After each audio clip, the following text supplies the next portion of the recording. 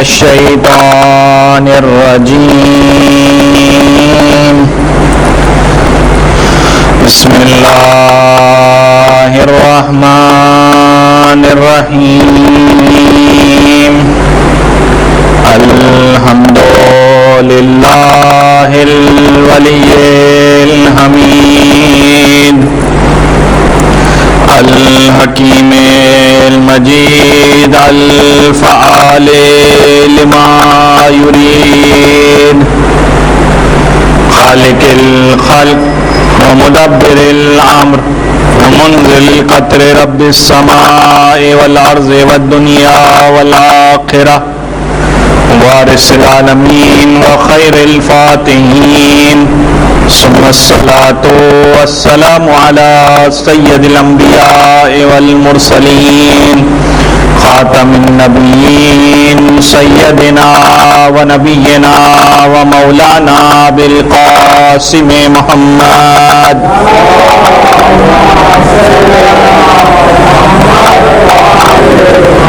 وآله الطيبين الطاهرين المعصومين المظلومين ولعنة الله على أعدائهم أجمعين أما بعد فقد قال سبحانه وتعالى في القرآن المبين والفرقان الحكيم بسم الله الرحمن الرحيم يا أيها الذين آمنوا إن تتقوا الله يجعل لكم فرقانا صلوات بھیجئے محمد وآل محمد صلی اللہ علیہ وسلم۔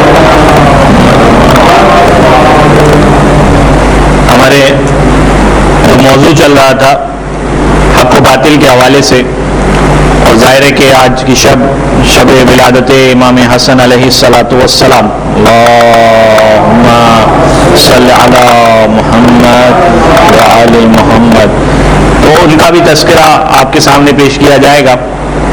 انہی کے ایک واقعے کے حوالے سے ایک مسئلہ آپ کے سامنے واضح کر دیا جائے۔ آپ نے سنا ہوگا وہ واقعہ جس میں جب امام حسن اور امام حسین علیہ الصلاۃ والسلام اپنی ابتدائی سن میں تھے اور انہوں نے ایک بوڑھے شخص کو وضو غلط کرتے ہوئے دیکھا، تو کس طریقے سے آپس میں بات کر کے کس طریقے سے اس شخص کی رہنمائی فرمائی۔ لیکن آپ یہ دیکھیے کہ اس طرح سے رہنمائی فرمائی، نہ ہی اس شخص کو یہ محسوس ہوا کہ اس کی بے عزتی ہو رہی ہے یا کسی قسم کی ہتک ہو رہی ہے، بلکہ اس طریقے سے سمجھایا گیا، اس طریقے سے بتایا گیا کہ وہ بوڑھا شخص بھی سمجھ گیا اور اس نے صحیح وضو بھی سیکھ لیا۔ تو یہاں پر ایک مسئلہ جو یہاں بیان کر دیا جائے جو بہت ضروری ہے، وہ یہ کہ تقریباً تمام علماء اس بات کے قائل ہیں کہ چاہے وضو یا غسل غلطی سے غلط ہو یا مسئلہ نہ جاننے کی وجہ سے غلط ہو یا کسی اور وجہ سے، اگر انسان کا وضو یا غسل غلط ہے تو اس کی ساری عبادتیں غلط ہو جائیں گی۔ جن میں بھی وضو شرط ہے وہ ساری عبادتیں غلط ہو جائیں گی، جن میں غسل شرط ہے وہ ساری عبادت غلط ہو جائے گی، اور نتیجہ یہ ہوگا کہ خصوصاً نماز کے حوالے سے بیان کیا گیا کہ اگر کسی کا وضو غلط ہو تو اسے ساری نمازیں دوبارہ پڑھنی پڑے گی۔ اگر اس کا غسل غلط ہے یا وضو غلط ہے تو اسے ساری نمازیں دوبارہ پڑھنی پڑیں گی، چاہے وہ 50-60 سال کا ہی کیوں نہ ہو، 70 سال کا ہی کیوں نہ ہو، اور چاہے اس نے یہ غلطی سے وضو غلط کیا تھا، چاہے بے علمی یا نادانی کی وجہ سے کیا تھا یا کسی اور وجہ سے۔ تو اس حوالے سے خاص طور پر توجہ دی جائے کہ انسان اپنے وضو اور غسل کو ذرا صحیح کر لے، کہیں ایسا نہ ہو کہ انسان کا وضو اور غسل غلط ہو جائے جس کی وجہ سے اس کی ساری عبادتیں بھی خراب ہو سکتی ہیں۔ ایک صلوات پڑھ دیجیے محمد وآل محمد۔ جو موضوع ہمارا چل رہا تھا اس کے حوالے سے یہ کہ بات چل رہی تھی حق اور باطل کے حوالے سے، اور یعنی آپ کے سامنے یہ بات بیان کی گئی تھی کہ بعض اوقات صورتحال ایسی ہو جاتی ہے کہ انسان فیصلہ نہیں کر پاتا کہ حق کیا ہے اور باطل کیا ہے۔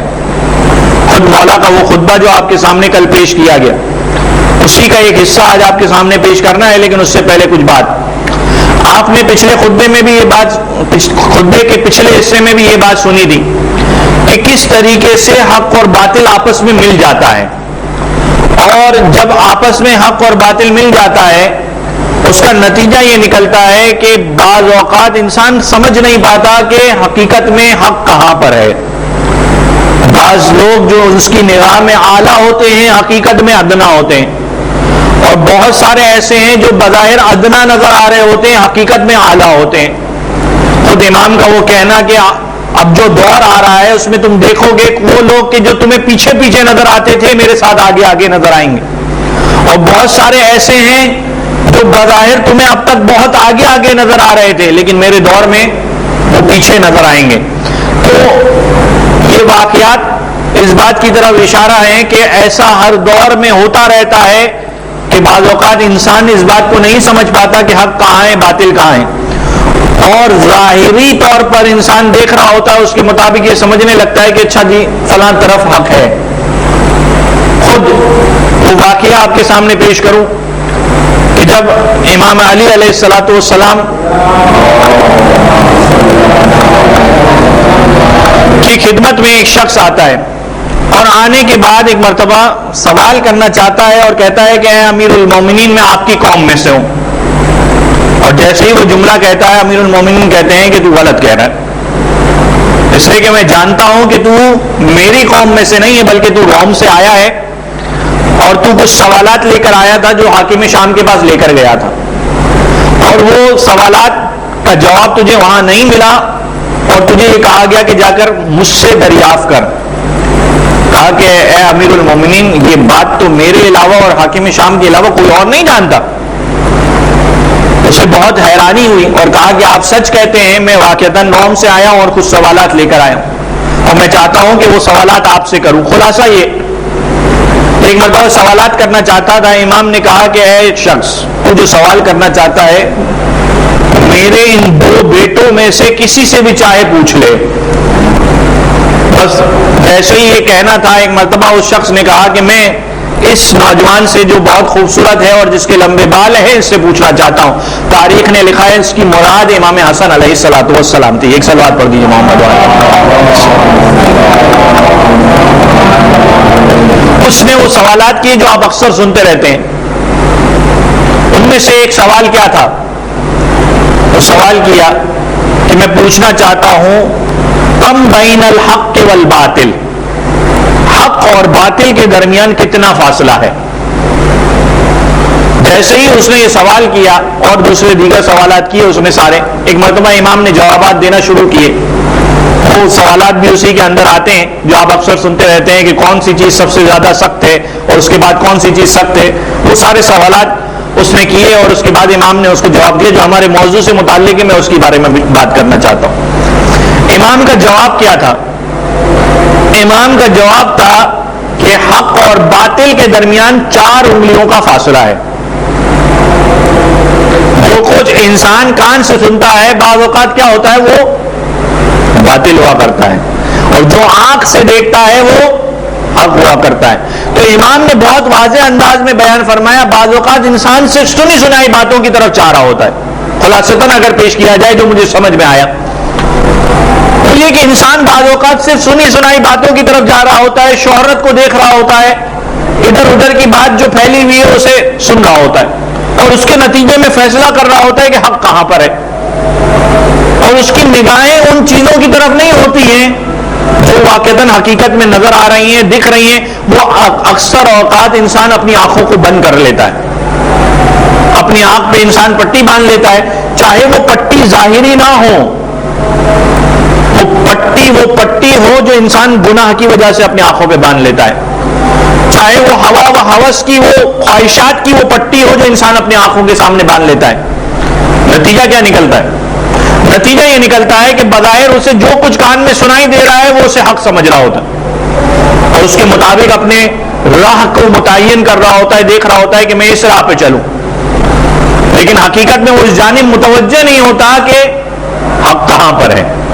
اپنی آنکھوں کو انسان کھولے اور تحقیق کرے اور دیکھے تو اسے بہت ساری جگہوں پر حق نظر آتا ہے، بس اس پٹی کو اتارنے کی ضرورت ہے کیونکہ قرآن مجید بھی ارشاد فرماتا ہے کہ یا ایھا الذین آمنوا ان تتقوا اللہ یجعل لکم فرقانا، اگر تم اللہ کا تقوی اختیار کرو گے تو تمہارے لیے فرقان کو قرار دے گا۔ فرقان کیا ہے؟ فرقان وہ نور ہے جو انسان کو حق اور باطل میں تمیز کرنے کی صلاحیت دیتا ہے، وہ ہدایت کہ جو انسان کے دل میں واقع ہوتی ہے اور جس کے نتیجے میں انسان حق اور باطل کو سمجھ سکتا ہے۔ تو یہ کیسے انسان اس صلاحیت کو پیدا کر رہا ہے؟ صرف اور صرف اپنے آپ کو گناہوں سے بچا کر۔ اور وہ جو گزشتہ خطبے میں واضح کیا گیا کہ اگر انسان گناہوں پر چلتا چلا جائے تو وہ سرکش سواری کی طرح ہے کہ جب اس کے اوپر بیٹھ جائے گا اب وہ اس کو نہیں تھام سکتا، اب وہ اس کو اپنی راہ پر نہیں چلا سکتا۔ وہ سواری اسے جہاں لے جانا چاہے گی وہاں لے جائے گی، وہ گناہ اسے جہاں لے جانا چاہیں گے وہاں لے جائیں گے۔ تو بہت واضح انداز میں یہ بات بیان کی گئی کہ اگر انسان حق کا متلاشی ہے تو اسے چاہیے کہ اپنے اندر تقویٰ کو پیدا کرے، اس لیے کہ جب تقویٰ کی صفت کو پیدا کرے گا اس کی آنکھیں وہ روشن ہو جائیں گی، وہ چیزیں نظر آئیں گی اسے جو عموماً نظر نہیں آتی، جو انسان کے لیے بعض اوقات گناہوں کی وجہ سے دھندلی ہو جاتی ہے۔ ایک صلوات پڑھ دیجیے محمد وآل محمد۔ اسی خطبے میں امیر المومنین آگے ارشاد فرماتے ہیں، اب دیکھیے فرمایا جس کے پیش نظر دوزخ اور جنت ہو، دیکھیں جو شخص حق اور باطل کی تلاش میں ہے اس کا مطلب یہ ہے کہ اس کی اہمیت یہ ہے، وہ یہ سوچ رہا ہے کہ مجھے جہنم سے بچنا ہے، جنت میں جانا ہے، تو جس کی نگاہیں اس چیز کی طرف ہے، دنیا کی طرف نہیں ہے۔ گویا کہ ایک اسٹیپ تو بہت کلیئر ہے، وہ یہ کہ انسان اگر دنیا کے پیچھے بھاگ رہا ہوتا ہے، دنیا کی محبت میں بھاگ رہا ہوتا ہے اور دنیا کو ہی حقیقت سمجھ رہا ہوتا ہے تو نتیجہ یہ ہوتا ہے کہ وہ آخرت سے غافل ہو جاتا ہے۔ اسی وجہ سے بعض علماء نے اس بات کی تصریح کی ہے کہ تقویٰ کے اندر صرف اطاعت اور حرام کاموں سے بچنا نہیں ہے بلکہ ساتھ ساتھ دنیا کی محبت کو بھی ختم کرنا ہے، انسان آخرت کے بارے میں سوچے۔ فرمایا جس کے پیش نظر دوزخ اور جنت ہو اس کی نظر کسی اور طرف نہیں اٹھ سکتی، اس کی نگاہیں صرف آخرت کی طرف ہوگی۔ جب انسان کسی راستے پہ سفر کر رہا ہوتا ہے، مجھے جانا ہے کسی راستے تک، تو میں راستے کی خوبصورتی کو دیکھ کر وہاں رک نہیں جایا کرتا، اس لیے کہ میری منزل وہ جگہ نہیں ہے، میری منزل کہیں اور ہے۔ مسئلہ یہ ہوتا ہے کہ انسان اس کا اصل سفر یہ ہے کہ وہ آخرت تک پہنچنا چاہتا ہے، اپنے آپ کو کامیاب کرنا چاہتا ہے، آخرت میں ان درجات کو حاصل کرنا چاہتا ہے، لیکن مسئلہ یہ ہے کہ اس کو اس دنیا سے گزرنا ہے۔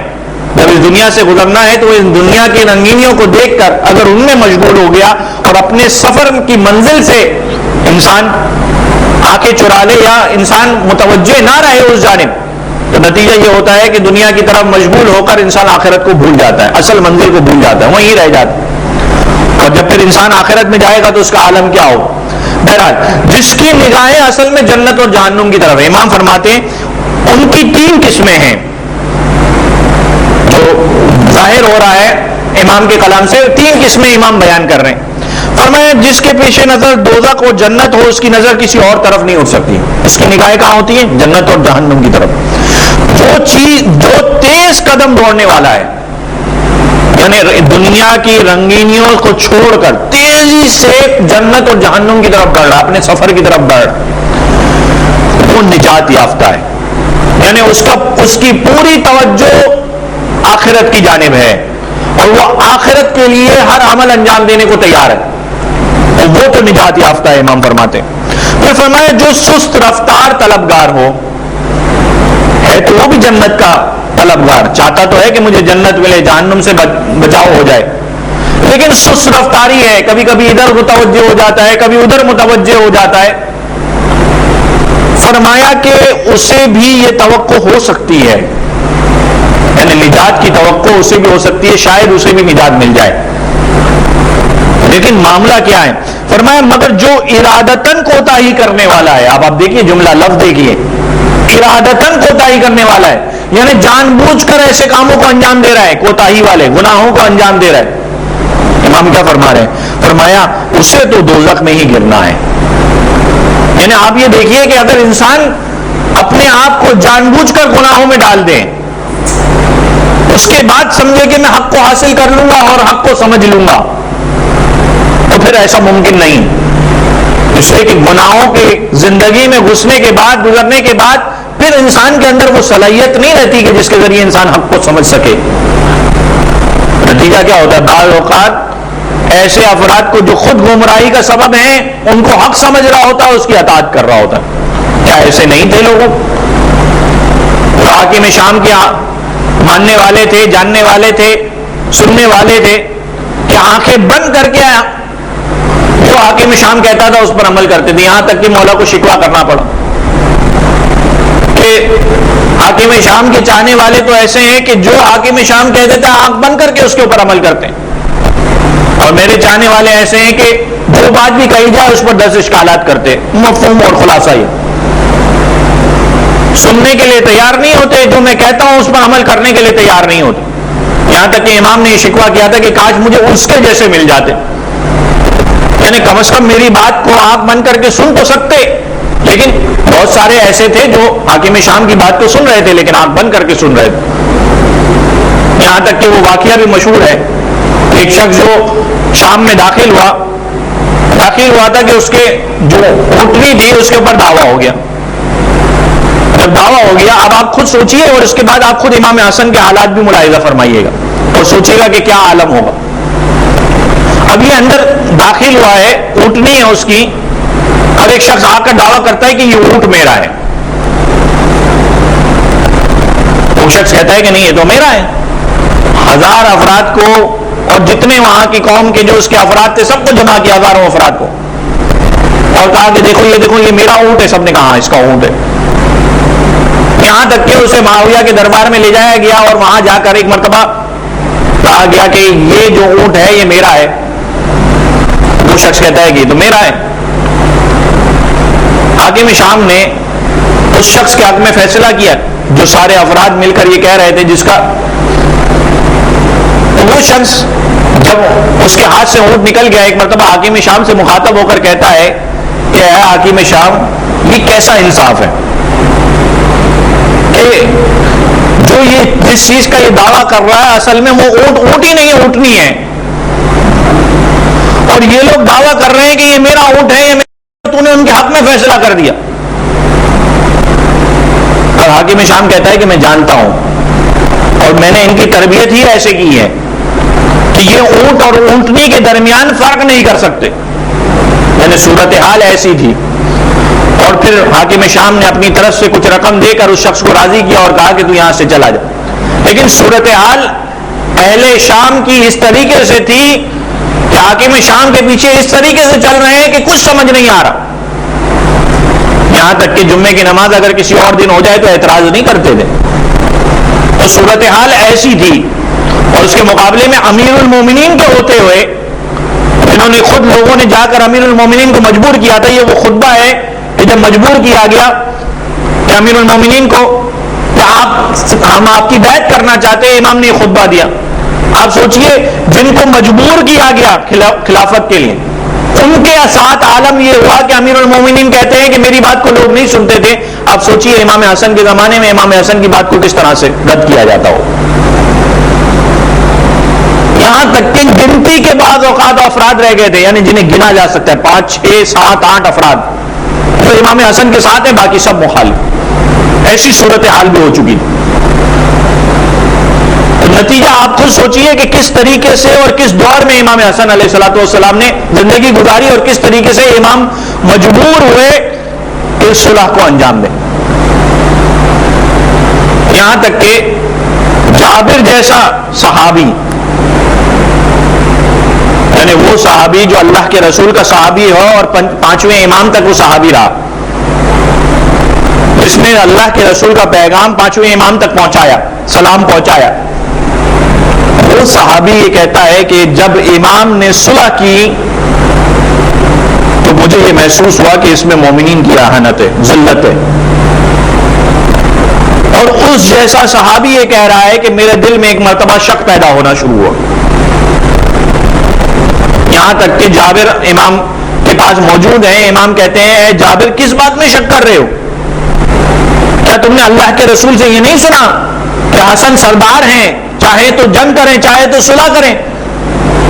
کہتے ہیں کہ جابر کہتے ہیں کہ میں نے کہا کہ ہاں میں نے سنا ہے، لیکن میں نے اپنے دل میں سوچا کہ کہ یقینی طور پر اللہ کے رسول نے صلح کی خبر دی تھی، لیکن حاکم شام کے ساتھ صلح نہیں ہوگی، کسی اور کے ساتھ صلح ہوگی، اس لیے کہ اس میں تو مومنین ذلیل ہو رہے. یعنی آپ سوچئے کہ کیفیت کیا تھی کہ جابر جیسا شخص شک میں مبتلا ہے، جبکہ امام اسے اللہ کے رسول کی حدیث یاد دلا رہے، پھر بھی اسے یقین نہیں آ رہا.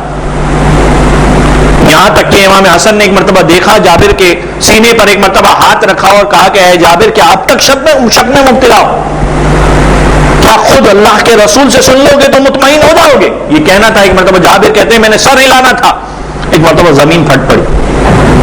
جہاں زمین کا پھٹنا تھا ایک مرتبہ اللہ کے رسول امیر المومنین جناب جعفر اور جناب حمزہ کے ساتھ تشریف لائے. ایک صلوات پڑھ دیجیے محمد والے.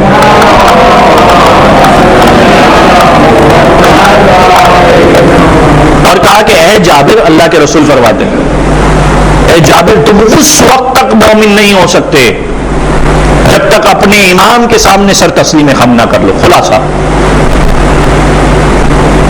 جب تک انسان اپنے امام کے سامنے سر تسلیم خم نہ کر لے مومن نہیں ہو سکتا. اور کہا کہ اے جابر کیا میں نے تمہیں خبر نہیں دی تھی کہ حسن صلح کریں گے؟ یہ وہی صلح ہے جس کی میں خبر دے کر گیا ہوں. خلاصہ یہ جب جابر نے یہ سنا ایک مرتبہ اطمینان ہوا. کیا دیکھتے ہیں کہ ان کے سامنے اللہ کے رسول اور یہ 4 افراد ایک مرتبہ آسمان کی جانب بلند ہوئے اور آسمان کی جانب چلے گئے. لیکن کہنے کا مقصد یہ ہے کہ صورتحال یہ ہو چکی تھی کہ جابر جیسے شخصیت امام حسن کے بارے میں یہ شک کر رہی ہے کہ پتہ نہیں یہ صلح صحیح ہے یا نہیں ہے. ایسے موقع پر آپ ذرا امام حسن کی مظلومیت کو سوچئے. یعنی واقعتاً صورتحال یہ تھی کہ لوگ حق کو نہیں سمجھ رہے ہیں. کس وجہ سے؟ جو سب سے بڑی وجہ نظر آتی ہے وہی ہوا و ہوس اور اپنے گناہ. کہ اگر ساتھ دینا بھی چاہتے تھے تو بعض اوقات انسان کے لیے حق واضح نہیں ہوتا تھا. نتیجہ کیا ہوتا تھا؟ نتیجہ یہ ہوتا تھا کہ حق جب واضح نہیں ہے تو وہ امام جو خدا کی طرف سے منسوب ہے اس کا راستہ چھوڑ کر انسان دوسرے راستے کی طرف جا رہا ہے. صورتحال یہ تھی. بہرحال امیر المومنین فرماتے ہیں اس خطبے کے اندر جو ارادتاً کوتاہی کرنے والا ہے اسے تو دوزخ میں ہی گرنا ہے. اور پھر فرمایا دائیں بائیں گمراہی ہے، یعنی دائیں طرف بھی گمراہی ہے بائیں طرف بھی گمراہی ہے. جو راستہ صحیح راستہ بیان کیا گیا ہے صراط مستقیم، نہ اس سے دائیں انسان ہٹ سکتا ہے نہ بائیں ہٹ سکتا ہے. بعض تفاسیر میں اس کی شرح لکھی گئی ہے جو اس میں یہ بات بیان کی گئی ہے کہ یہاں پر دائیں اور بائیں سے مراد افراط اور تفریط ہے. بعض اوقات انسان افراط کرتا چلا جاتا ہے، غلو کرنے لگتا ہے. وہ چیزیں کہ جو انسان کے لیے مخلوق ہونے کے اعتبار سے ماننی چاہیے اس اعتبار سے خالق کی جو چیزیں ہیں وہ چیزیں جو خالق کے ساتھ مربوط ہیں، جو خدا کے علاوہ کسی اور سے متصل نہیں ہو سکتی ہیں. مثلا عبادت وہ کسی دوسری مخلوق کے لیے کر رہا ہو تو صورتحال یہ ہو جاتی ہے کہ کبھی افراط کر دیا کبھی تفریط کر دیا. یعنی صورتحال یہاں تک پہنچ گئی کہ اس قدر تفریط کی جاتی ہے کہ عام انسانوں کو معصومین کے برابر سمجھا جا رہا ہے. صورتحال یہ ہو جاتی ہے کہ عام انسانوں کو معصومین کے برابر سمجھا جاتا ہے اور اپنے اعمال کو معصومین کے اعمال کے برابر سمجھ رہے ہوتے. فلاں کام جو یہ معصومین نے کیا تھا ہم نے ویسا ہی کام کیا. کیا ہے انسان کس قدر غرور اور اس میں آگے نکل جاتا ہے. تکبر میں انسان کو احساس نہیں ہو رہا ہوتا ہے کہ وہ کیا کہہ رہا ہے. بعض اوقات تو صورتحال ایسی ہو جاتی ہے انسان بعض اوقات تفریط کر رہا ہے بعض اوقات افراط کر رہا ہے. امام فرما رہے جو دائیں طرف گیا جو بائیں طرف گیا دونوں طرف والے نقصان میں ہیں. فرمایا دائیں بائیں دونوں طرف گمراہی ہیں. اور پھر فرمایا اور درمیانی راستہ ہی صراط مستقیم. جو اصل راستہ ہے وہ صراط مستقیم، نہ انسان اس سے دائیں طرف مڑے نہ اس سے بائیں طرف مڑے. پھر فرمایا اس راستے پر اللہ کی ہمیشہ رہنے والی کتاب اور نبوت کے آثار ہیں. اس راستے پر ہمیشہ رہنے والی کتاب. جب بھی انسان پریشان ہو دو چیزوں کی طرف متمسک ہو. ایک کتاب اللہ اور ایک وہ نبوت کے آثار جسے اطرت کہا جاتا ہے، کہ انسان جب بھی پریشان ہو اور اسے سمجھ نہ آئے تو یہی دو انسان کے لیے ہیں جسے اللہ کے رسول اپنے بعد چھوڑ کر گئے تھے۔ اگرچہ لوگوں نے تو یہ چاہا کہ وہ اللہ کے رسول جو تشریح کرنا چاہتے ہیں وہ تشریح نہ کریں، بعض لوگوں نے یہ کوشش کی کہ اہل بیت علیہ السلام کے فضائل کو چھپایا جائے، ان کی اہمیت کو لوگوں کی نگاہوں میں ختم کر دیا جائے، یا اہل بیت کے عنوان کے اندر دوسرے افراد کو شامل کر دیا جائے تاکہ اہل بیت کی وہ صورت ہی باقی نہ رہے۔ نتیجہ کیا نکلے گا؟ نتیجہ یہ نکلے گا کہ جب انسان تمسک کرنا چاہتا ہے، اپنے آپ کو بچانا چاہتا ہے، تو اس کے پاس یہی دو راستے تھے، اگر ان میں سے ایک راستہ خراب ہو جائے تو صورتحال ایسی ہے کہ اگر انسان یہ چاہتا ہے کہ اپنے آپ کو حق پر رکھے تو یہ دو چیزیں، کتاب اللہ، انسان اس سے تمسک کرے، اہل بیت علیہ السلام سے تمسک کرے۔ فرمائے اسی سے شریعت کا نفاذ اور اجرا ہوا، اور پھر فرمایا اور اسی کی طرف آخر بازگشت ہے۔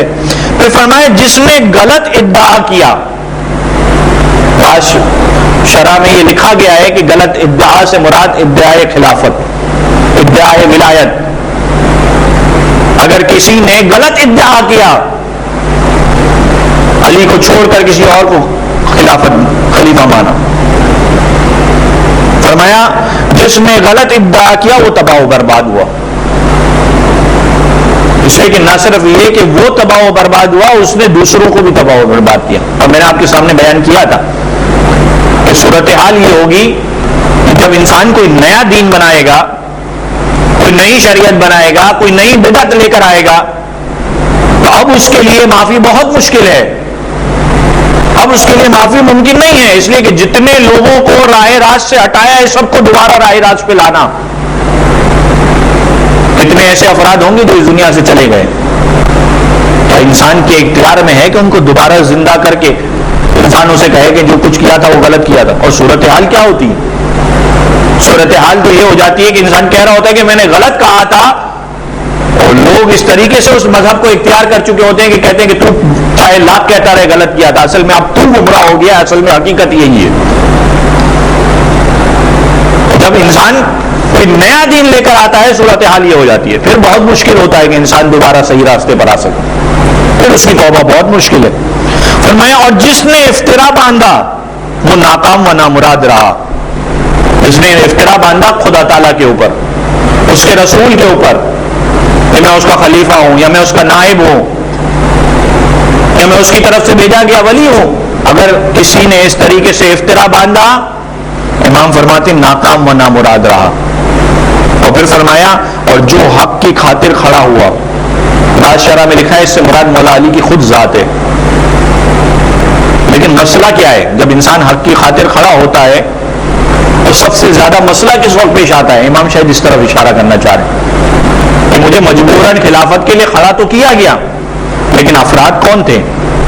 فرمایا جو حق کی خاطر کھڑا ہوا وہ جاہلوں کے نزدیک تباہ و برباد ہوتا ہے۔ صورتحال یہ ہے کہ اگر افراد جاہل ہوں تو اگرچہ کوئی حق کی خاطر کھڑا بھی ہو رہا ہے بہرحال نقصان اٹھاتا ہے۔ مسئلہ یہ ہے کہ جب تک انسان تربیت نہ کر لے، اس کے قریبی ایسے افراد نہ ہوں، حق کی خاطر کھڑا ہوگا، جاہلوں کی وجہ سے تباہ اور برباد ہوگا، نقصان اٹھائے گا۔ بعض شرح میں اس بات کو لکھا ہے کہ امیر المومنین یہ کہنا چاہ رہے کہ جو میں حق کی خاطر ابھی کھڑا ہوا ہوں یہ جاہلوں کی وجہ سے تباہ و برباد ہوں گا، یعنی مقصد یہ نہیں ہے کہ تباہ و برباد سے مراد کوئی اخروی تباہ و برباد، یعنی مقصد یہ ہے کہ دنیاوی اعتبار سے لوگوں کے سامنے صورتحال ایسی ہو جائے گی کہ یہ لوگ دین کا بیڑا گرک کر دیں گے، یہ مجھے ویسا نقصان پہنچائیں گے کہ جس کو انسان سوچ نہیں سکتا۔ اور وہ ہوا، جنگ صفین کے موقع پر بھی ہوا کہ علی کہتے رہے لیکن علی کی بات کو نہیں سنا گیا، کہا گیا کہ دھوکہ دیا جا رہا ہے، مکر کیا جا رہا ہے، کتاب اللہ کو اٹھایا جا رہا ہے صرف۔ بعض لوگوں نے تو یہاں تک لکھا ہے کہ اصل میں کتاب اللہ تھی بھی نہیں، اس لیے کہ ان کے پاس اتنی بڑی تعداد میں تھی نہیں کتاب اللہ، اور انہوں نے صرف کھالوں کو اٹھایا تھا یہ کہہ کر کے یہ کتاب اللہ ہے، اور لوگ کتنے بے وقوف تھے، امیر المومنین کہہ رہے ہیں جنگ کو جاری رکھا جائے، لیکن کہا جا رہا ہے نہیں، کتاب اللہ کے سبب جنگ نہیں ہوگی. یعنی قرآن ناطق کے ہوتے ہوئے اس کی تفسیر کو بیان کرنے والا موجود ہے، اس کے باوجود اس کی بات کو نہیں سنا جا رہا. پھر فرمایا اچھا اس سے ایک اور اشارہ بھی واضح ہوتا ہے. بعض اوقات اب یہ بہرحال جو میں نے سمجھا شرع کے اعتبار سے یہاں پر یہ بات بیان کی گئی کہ اس سے مراد خود امام علی کی ذات لی جا سکتی ہے، لیکن عمومی بات بھی لی جا سکتی کہ جو شخص بھی حق کی خاطر کھڑا ہوتا ہے اگر لوگ جاہل ہیں تو بعض اوقات انسان نقصان میں رہتا ہے، تباہ و برباد ہوتا ہے. تو سب سے پہلے ضروری ہے کہ انسان اپنے قریبیوں کی اور ان افراد کی جو اس کا ساتھ دینے والے ان کی تربیت کرے، ان کو کم از کم اتنا سمجھدار کرے کہ بعد میں اس کے لیے نقصان نہ ہو. جیسے کہ امام حسین علیہ السلام نے فرمایا کہ مجھے جیسے اصحاب ملے ویسے نہ ملے کسی کو. انسان کی اس سے بڑھ کر اور کیا ہوگی، اس کے بعد فرمایا انسان کی اس سے بڑھ کر اور کیا ہوگی کہ وہ اپنی قدر و منزلت کو نہ پہچانے، یہ نہ سمجھے کہ وہ عبد ہے، اپنے آپ کو بڑا سمجھنے لگے.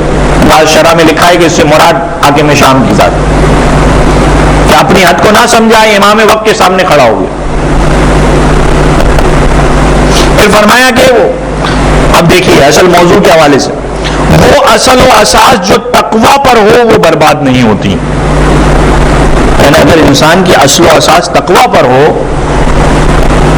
اطاعت کر رہا ہے، گناہوں سے بچ رہا ہے، پھر وہ اصل و اساس برباد نہیں ہوتی، وہ باقی رہتی ہے. تو اگر انسان یہ چاہتا ہے کہ حق کو دیکھتا رہے، حق کو پہچانتا رہے، حق پر چلتا رہے، تو اپنے اندر اس تقوی کی اساس کو پیدا کرے، جس کے بارے میں بار بار یہ کہا گیا اپنے آپ کو کم از کم انسان اس بات کے لیے تیار کرے کہ اپنے آپ کو گناہوں سے دور رکھے گا. اور فرمایا اور اس کے ہوتے ہوئے یعنی تقوی کے ہوتے ہوئے کسی قوم کی کشت عمل بے آب و خشک نہیں رہتی. یعنی ایسا نہیں رہتا کہ کاشتکاری کی ہے انسان نے. کشت کا کیا مطلب ہوتا ہے؟ کاشتکاری یعنی وہی جو زمین زراعت کے لیے رکھی ہوئی ہے، زراعت کر رہا ہے، اس کے اوپر کھیتی باڑی کر رہا ہے. تو کھیتی باڑی میں سب سے زیادہ مسئلہ کب ہوتا ہے؟ جب زمین یا تو خشک ہو یا پانی نہ ہو. ہاں اگر تقوی موجود ہے تو اس کی جو زمین ہے وہ بے آب و خشک نہیں ہوتی، یعنی وہ بڑھتی ہے، پلتی ہے. لیکن اگر پانی نہ ہو، تقوی ہی نہ ہو، تو ایسی زمین اس کو کیا فائدہ پہنچائے گی؟ تو فرمایا اور اس کے ہوتے ہوئے کسی قوم کی کشت عمل بے آب و خشک نہیں رہتی، یعنی تقوی اصل اساس ہے. اور پھر فرمایا تم اپنے گھر کے گوشوں میں چھپ کر بیٹھ جاؤ. یہاں پر بعض شاعروں نے لکھا ہے کہ اس سے مراد یہ ہے کہ امام یہ کہنا چاہ رہے ہیں کہ جب میں اعمال کو انجام دوں گا اپنی خلافت کے اعتبار سے، تو بہت سارے لوگ ایسے ہوں گے جو میرے سامنے مشورے لے کر آئیں گے، اپنی اپنی باتیں لے کر آئیں گے. تو وہ سمجھ رہے ہوں گے کہ کوئی اور چیزیں ایسی ہیں جو میں سوچ رہا ہوں اس سے ہٹ کر وہ ان کے لیے مفید ہے. فرمایا کہ نہیں، تم اپنے گھروں پہ بیٹھے رہو، جو عمل انجام دینا ہے، جو کام کرنا ہے وہ مجھے کرنے دو، بس میرا ساتھ دینے کی بات. بہرحال اس طرف بات شاعر نے اشارہ کیا. بہرحال تم اپنے گھر کے گوشوں میں چھپ کر بیٹھ جاؤ، یعنی اگر ممکن ہے، اگر عمومی لیا جائے تو جو مجھے سمجھ میں آیا اس کے اعتبار سے یہ بھی بن سکتا ہے کہ جب صورتحال ایسی ہو کہ جہاں پر حق اور باطل انسان کے لیے پریشانی کا سبب بن رہا ہو اور انسان کو سمجھ نہیں آ رہا ہو کہ حق کہاں پر ہے، باطل کہاں پر ہے، تو ایسے موقع پر انسان کیا کرے؟ ایسے موقع پر انسان چھپ کر بیٹھ جائے، گوشہ نشینی کرے. وہ والی صورتحال ہو جائے کہ نہ کوئی اس سے فائدہ اٹھا سکے، یعنی وہ بنت لبون کی طرح بن جائے کہ نہ کوئی اس کے اوپر سوار ہو سکتا ہے، نہ اس کا دودھ ہو سکتا ہے. اگر انسان واقعتاً پریشانی میں ہے، سمجھ نہیں آ رہا حق اور باطل کہاں ہے، ایک تو یہ کہ تقویٰ کو اساس بنائے، دوسرا یہ کہ کسی کے ہاتھ میں یوز نہ ہو، اپنے آپ کو چھپا کر رکھے، بچا کر رکھے. فرمایا کہ گوشوں میں چھپ کر بیٹھ جاؤ اور کیا کرو؟ آپس کے جھگڑوں کی اصلاح کرو. دوسروں کی بات پہلے چھوڑ دو، پہلے آپس کے جھگڑوں کی اصلاح کرو. اور پھر فرمایا توبہ تمہارے عقب میں ہے.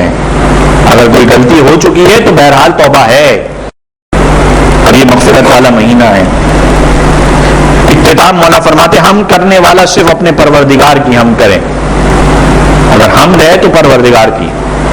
اور پھر فرمایا اور برا بلا کہنے والا صرف اپنے نفس کو ملامت کرے، اس لیے کہ اصل اس کا نفس ہے جو اسے برائیوں کی طرف لے جا رہا ہوتا ہے. اپنے نفس کو برا بلا کہے. اگر واقعتاً انسان چاہتا ہے اور واقعتاً انسان سے بہت ساری کوئی غلطیاں ہو چکی ہیں تو توبہ عقب میں موجود ہے، اس کا استعمال کرے.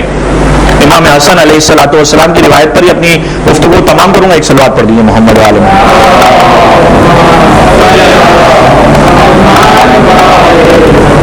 آیا ایک شخص مولا کے پاس، ہاں مولا میری فلاں پریشانی ہے. امام نے کہا کہ ایک کام کرو، جاؤ اور استغفار کرو. دوسرا شخص آیا مولا کے پاس، اس نے کسی دوسری پریشانی کا تذکرہ کیا، مولا نے اسے بھی یہی جواب دیا، جاؤ استغفار کرو.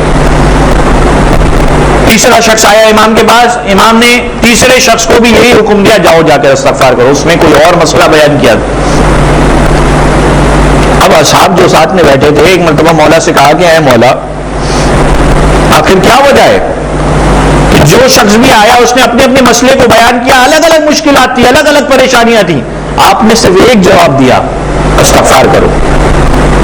اور امام کا جواب کیا ہے کہ میں نے اپنی طرف سے نہیں کہا، یہ میں قرآن کی اعتبار سے آپ کو بتا رہا ہوں. یعنی صورتحال ایسی ہوتی ہے کہ بعض اوقات انسان جن پریشانیوں میں مبتلا ہوتا ہے یا تو اس کے گناہ ہوتے ہیں یا اس کے درجات بلند ہو رہے ہوتے ہیں. اگر انسان کے لیے کوئی پریشانی ہے تو زیادہ سے زیادہ استغفار کرے، اور استغفار کا مہینہ، اور خاص طور پر انشاءاللہ کل آپ کے سامنے بیان ہوگا کہ اس مہینے میں تقویٰ کے حوالے سے، اور کل انشاءاللہ اس موضوع کا اختتام بھی کیا جائے گا، لیکن اہم بات یہ ہے کہ اپنے آپ کو گناہوں سے روک لے. اس مہینے میں انسان اپنے آپ کو روکتا ہے. ساتھ میں اگر توبہ کر لے اور پھر اس کے بعد ڈھونڈے کہ حق کیا ہے اور باطل کیا ہے، تو بہت ساری چیزیں انسان کے لیے شاید واضح ہو جائیں.